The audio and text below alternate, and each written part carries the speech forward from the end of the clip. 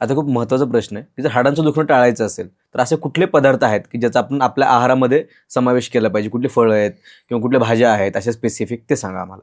षडरसात्मक आहार ठेवा. षडरसात्मक म्हणजे काय? मधुर, आम्ल, लवण, कटू, तिक्त, कषाय, साही रस पोटात गेले पाहिजेत.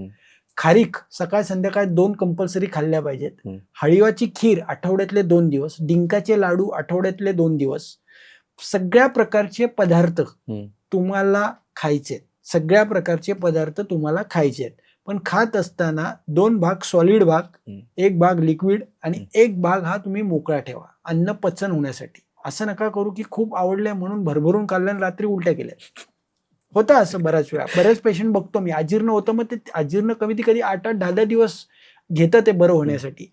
तर कंपल्सरी न्यूट्रिशनल पदार्थ जे आहेत डाएटमध्ये तुमच्या पाहिजेत. एकदा जेवतो तो योगी, 2 वेळा जेवतो तो भोगी आणि 3 वेळा जेवतो तो रोगी. एका बैठकीमध्ये तुम्हाला मांडी घालून खाली जेवण बसायचं आहे. एक लक्षात घ्या, टेबलावर बसणं हे आपलं कल्चर नाही इंडियाचं. तुम्ही मांडी घालून पाठ घेऊन जेवण करा. जेवण करत असताना मोबाईल नकोय, टीव्ही नकोय. तुमचं ताट जे आहे त्यामध्ये गोड पदार्थ जेवणाच्या सुरुवातीला खायचे आहेत. त्याच्यामध्ये तुम्ही आंब्याची बर्फी घ्या, कोहळ्याची बर्फी घ्या, डिंकाची बर्फी घ्या किंवा कुठल्याही प्रकारचा गोड पदार्थ, गुलाबजाम असो, जिलेबी असो, कुठलाही गोड 2 पदार्थ तुमच्या जेवणात पाहिजे. त्याच्याबरोबर 2 ते 3 फळं जेवणाच्या सुरुवातीला पाहिजेत. त्याचबरोबर चपाती, पालेभाज्या आठवड्यातले 1 दिवस खायच्यात, फळभाज्या आठवड्यातले 7 दिवस खायच्यात. फळभाज्या कोबी, वांग, बटाटा. त्याचबरोबर कडधान्य आठवड्यातले 1-2 दिवस घ्या. त्याचबरोबर संध्याकाळचा आहार हा हलका घ्या. संध्याकाळी तुम्ही शक्यतो वरईचा भात, हिरव्या मुगाची खिचडी खावा, जे पचायला हलकं आहे.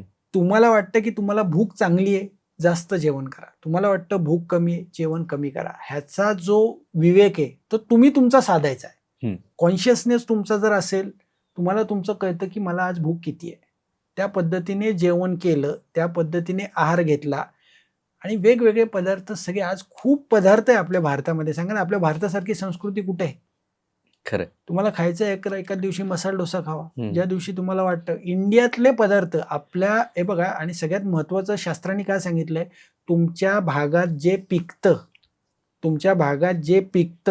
उगवतं त्या गोष्टी तुम्हाला भरपूर प्रमाणात खायच्यात. जे फॉरेन मधनं येतंय किंवा परराज्यातलं येतंय, समजा साऊथ मधनं काही पदार्थ येतात, ते काही आपल्या म्हणजे महाराष्ट्रात आपण राहतो, पुण्यामध्ये राहतो, तर पुण्याच्या परिसरातले आपल्याला पदार्थ खायचे. जो माणूस जो पॉडकास्ट आता चंद्रपूरमध्ये ऐकतो, तुम्ही चंद्रपूरमध्ये जे उगवतं ते खावा. जो नागपूरमध्ये आहे, नागपूरमध्ये जे उगवतं ते पदार्थ खावा. ते पचायला हलकेत आणि ते तुमच्यासाठी औषध आहे. डॉक्टर, असं आहे की लहानपणापासून आम्ही ऐकत आलो की दूध पिल्याने हाडं मजबूत होतात. बरोबर. असं लहानपणापासून ऐकत आलेलो आहे. परंतु आजकाल जे दूध मिळतं शहरांमध्ये वगैरे, ते पॅकेज्ड दूध मिळतं, पाकिटातलं दूध मिळतं, पिशवीतलं दूध मिळतं. तर मग ते दूध पिलं पाहिजे का, किंवा ते दूध पिल्याने खरंच हाडं मजबूत होतात का? एक लक्षात घ्या, प्रत्येकाच्या जीनमध्ये सगळ्या गोष्टी ठरलेल्या आहेत. जो शाकाहारी माणूस आहे तो शाकाहारी, त्याचे लास्ट यंगस्टर किंवा लास्ट जीन्स मधनं त्याचे आजोबा, पणजोबा, त्याचे पणजोबा ह्या जीनमध्ये आलेला आहे. तसा दूध हा पदार्थ ज्यांच्या खाण्यामध्ये कंटिन्युअस आहे त्यांनी दूध नक्कीच घ्यावं. पण ज्यांच्या खाण्यामध्ये दूध पदार्थ नाहीच आहे, की एक माझ्या 4-5 पिढ्यांनी दूध पिलेलंच नाहीये, त्यांच्यासाठी ते घातक आहे. तर दूध पिणं जे आहे ते योग्य आहे, परंतु सध्या काय झालंय, भेसळ दुधामध्ये बरीच वाढलेली आहे. बरेच लोक पाणी मिक्स करतात, काही लोक त्याचे, आज काय होतं, सरकारी नियमानुसार त्याचे काही व्हॅल्यूज येण्यासाठी कोणी युरिया टाकतंय, कोणी गंधक टाकतं, कोणी निरमा टाकतं, बऱ्याच गोष्टी होतात. तर एक नक्कीच पहिली गोष्ट आहे की आपल्या घराच्या आजूबाजूला कोणी गुराखी किंवा जो कोणी गायी ज्याच्याकडे आहेत त्यांच्याकडनं दूध घेणं हे सोयीस्कर आहे.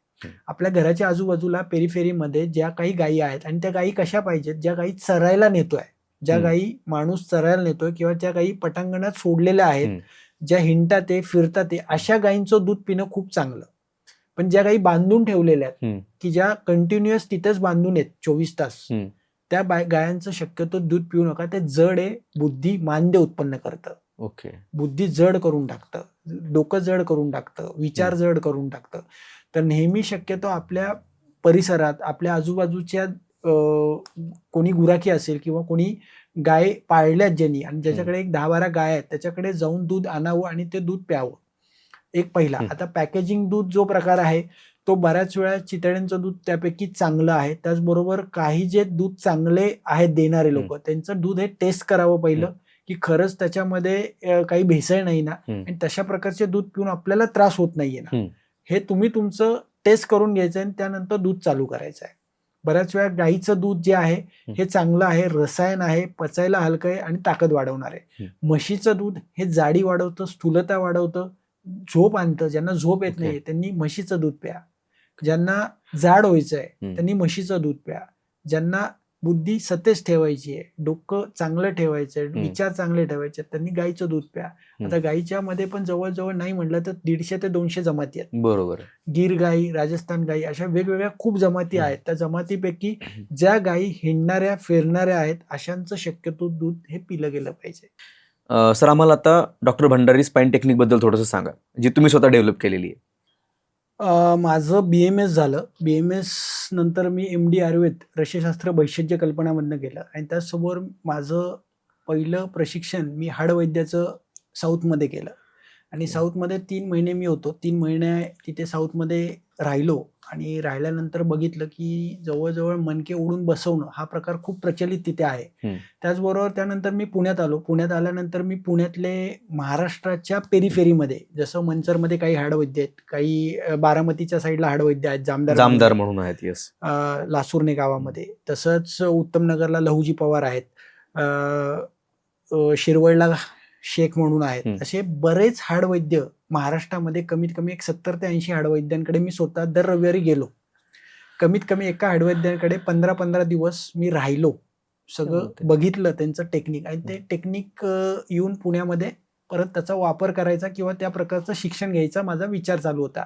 त्याच काळामध्ये फेसबुक फार जोरात होतं 2008 मध्ये आणि फेसबुकमध्ये मी वेगवेगळ्या लोकांशी, फॉरेनमधल्या लोकांशी मी मेसेंजरवरती टाईप करायचो, त्यांचे व्हिडिओज बघायचो आणि त्यांच्याकडे मग मी पहिला कोर्स माझा ऑस्ट्रेलियाला झाला आणि त्याच्यामध्ये क्रायोप्रॅक्टर बोन सेटिंग आणि ते बोन सेटिंग मी तिथे जाऊन शिकून आल्यानंतर एक्सरे रिडिंग शिकण्यासाठी मी शांघायला गेलो, चायना.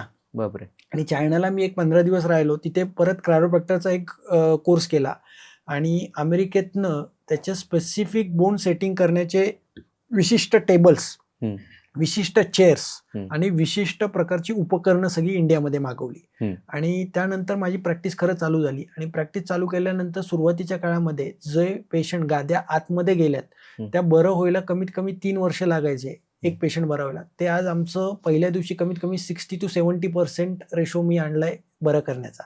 जी गोष्ट 3 वर्ष लागायची ती गोष्ट फर्स्ट डे 70 to 80% पर्यंत तो रेशो मी आणला की बरं करण्याचा. गादी 6 ते 7 सेशन मध्ये गादी ही पूर्ण आत जाते. 6 ते 7 सेशन मध्ये गादी पूर्णपणे आत जाते किंवा तिथलं दुखणं हे पहिल्या दिवशी जवळजवळ 30 to 70% पेन कमी होतं, पेशंटचं मुंग्या कमी होतात. तर हे सगळं मी माझे जवळजवळ 30 ते 40 कोर्सेस वेगवेगळ्या कंट्रीमधले झाले, ज्याच्यामध्ये क्रायोप्रॅक्टर, ऑस्टिओपॅथ, स्ट्रक्चरल इंटिग्रेशन, फेशियल मॅनिप्युलेशन, त्याचबरोबर व्हिसरल मॅनिप्युलेशन. तर ह्या सगळ्या ट्रीटमेंट इंटिग्रेट पद्धतीने मी भारतात वापरणारा आणि भारताच्या बाहेर वापरणारा पहिलाच माणूस आहे. क्या बात आहे. इंटिग्रेट करणारा. सगळं क्रायो वापरणारे आज बरेच आहेत, पण जे मी इंटिग्रेशन केलंय माझ्या बुद्धीने त्याचे आम्ही खूप प्रकारचे रिसर्च केले, त्याच्यावरती एव्हिडन्स केले की 15 दिवसानंतर ट्रीटमेंट दिल्यावर काय होतं, 28 दिवसांनी ट्रीटमेंट दिल्यावर काय होतं, 1.5 महिन्याने ट्रीटमेंट दिल्यावर काय होतं. त्याचबरोबर मी अयंगार गुरुजींकडे योगा शिकायला जात होतो. जवळजवळ मी 3 वर्ष, पहाटे 4ची माझी बॅच होती, त्यांच्याकडे मी 3 वर्ष योगा शिकलो आणि हे सगळं इंटिग्रेटेड रॉल्फ मुवमेंट, त्याचबरोबर फ्रँकलिन मेथड नावाचा एक्सरसाइज पॅटर्न आहे कॅनडामधला, हे सगळं मी इंटिग्रेट करतो. मी स्वतः आत्ता आम्ही 450 ते 500 रुग्णांची योगा बॅच झूमवरती मी स्वतः घेतोय. सकाळी 6:30 ते 7:30 सोमवार, बुधवार आणि शुक्रवार. त्याचबरोबर महिन्यातनं 1 दिवस माझ्याकडे पेशंट येतात. महिन्यातनं 1 दिवस ट्रीटमेंट असते 3 तासाची. 3 तास सलग ट्रीटमेंट चालते आणि साधारण 7 ते 9 वेळा पेशंटला दवाखान्यात यावं लागतं, एक डिस्क बाहेर असेल तर. साधारण हे सगळं आम्ही इंटिग्रेट केलंय. डॉक्टर भंडारी स्पाइन टेक्निक म्हणण्याचं कारण आहे कारण ह्या सगळ्या ट्रीटमेंट इंटिग्रेट पद्धतीने 30 ते 40 प्रकारच्या ट्रीटमेंट आम्ही वापरतो एका पेशंटमध्ये आणि साधारण एका दिवसाला मी 15 ते 16 प्रकारच्या ट्रीटमेंट पेशंटला देतो. मग त्याच्यामध्ये योग सेशन आहे, त्याचबरोबर क्रायोप्रॅक्टर सेशन आहे, विसेरल मॅन्युप्युलेशन, न्यूरोमेनिंजियल मॅन्युप्युलेशन, या अशा वेगवेगळ्या ट्रीटमेंट आयुर्वेदाची औषधं पोटातनं दिली जातात. घरच्या घरी वाफारा घ्यायला सांगतो. त्याचबरोबर घरच्या घरी गरज असेल तर काही पंचकर्माचा भाग त्यांना त्यांच्या घराच्या जवळच्या वैद्यांकडे करायला लावतो. तर हे सगळं जे आहे ते इंटिग्रेटेड पद्धतीने वापरल्यामुळे आज जवळजवळ आमचे 20,000 पेक्षा जास्त लोकांचे ऑपरेशन वाचवायला आम्हाला यश आलंय. क्या बात. आणि एक लक्षात घ्या, होणार असेल तर होणार आहे सांगतो, होणार नसेल तर मी सांगतो ही केस होत नाही. ओके. हा या पॅथीचा सगळ्यात गुड ॲडव्हान्टेज. बऱ्याच हो, वेळा काय हा. होतं, डॉक्टर लोक म्हणतात इंजेक्शन घेऊन बघा, फरक पडला तर पडला, नाही तर आपण ऑपरेशन करू. बरोबर. पण आज माझ्याकडे कमीत कमी इंजेक्शन घेऊन महिन्याला कमीत कमी 100 ते 150 रुग्ण येतात आणि ऑपरेशन झालेले महिन्याला कमीत कमी 150 रुग्ण आहेत की ज्यांच्यात 1-1, 2-2, 3-3 वेळा ऑपरेशन झालं असे लोक येतात. आणि ज्यांना ऑपरेशन सांगितलंय असेही लोक भारताच्या प्रत्येक जिल्ह्यामधनं पेशंट आहेत. महाराष्ट्रातला एकही असा जिल्हा नाही की तिथनं माझ्याकडे पेशंट नाही. तर हे सगळे पेशंट येतात, सकाळी 9 वाजता दवाखान्यात पोहोचतात, डॉट 9ला ट्रीटमेंट चालू होते, 2 पर्यंत ट्रीटमेंट संपते. 1:30 वाजता दुसरा पेशंट ट्रीटमेंटला येतो, नवीन बॅच, 9 लोकांची बॅच असते. सकाळी 9 लोकांची बॅच, दुपारी 9 लोकांची बॅच, साधारण एक 15 लोकांची ट्रीटमेंट एका दिवशी होते. 10 पेशंट फक्त आम्ही रोजचे चेक करतो. ओके. असं ठरलेलं गणित आहे आणि ठरल्यामुळे काम चांगलं होतं, सोयिस्केटेड होतं आणि लोकांना रिझल्ट खूप चांगले मिळतात. बिकॉज काय, 10च्या वरती मी पेशंट घेत नाही. Only 10 patient for the OPD आणि 12 लोकांची साधारण ट्रीटमेंट आम्ही देतो. त्याच्यामुळे रिझल्ट हे ऑथेंटिक येतात. सगळ्या पेशंटकडे वैयक्तिक लक्ष दिलं जातं आणि ते या सगळ्या ट्रीटमेंट दिल्यामुळे खूप चांगल्या पद्धतीने रिझल्ट मिळतात की ज्यांच्या गाद्या बाहेर आहेत, ऑपरेशन सांगितलेली आहेत, ज्यांना मुंग्या येतात, 2 मिनिटापेक्षा चालता येत नाही, हे सगळे प्रकार खूप चांगल्या प्रकारे आटोक्यात येतात.